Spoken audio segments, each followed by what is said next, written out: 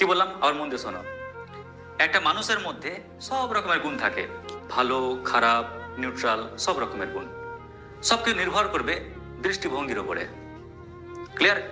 উপরওয়ালা মানুষের এমন একটা দৃষ্টি দান করেছে যে আমরা এই চোখ দিয়ে সবকিছুকে স্পষ্ট দেখতে পাই।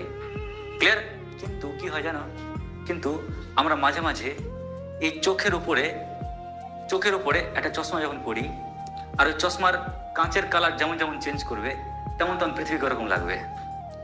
ওই কাঁচের কালার যদি তুমি ব্ল্যাক করে দাও, চারি পাঁচটা ব্ল্যাক ব্ল্যাক ব্ল্যাক লাগবে। যদি কাঁচের কালারটা লাল করে দাও, সবকিছু লাল লাগবে। ঠিক কিনা? তার মানে ভাবো, ভগবানের দেওয়ার চোখটা হচ্ছে কি মেন চোখ। আর যখন আমরা ওই মেন চোখের উপর যখন চশমা পরি আর চশমার কাঁচটাকে স্বচ্ছ না রেখে যখন কালারিং রাখি, তখন কিন্তু সবকিছু কালারফুল লাগে।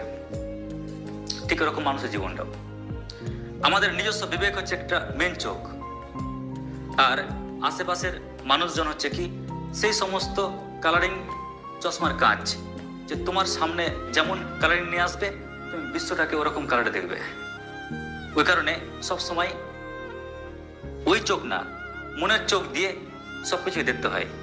তবে দেখবে মানুষের সঙ্গে মানুষের ভুল বোঝাবুঝি কম হবে এবং মানুষের ব্যক্তিত্ব বৃদ্ধি পাবে। তো ঠিক একই রকম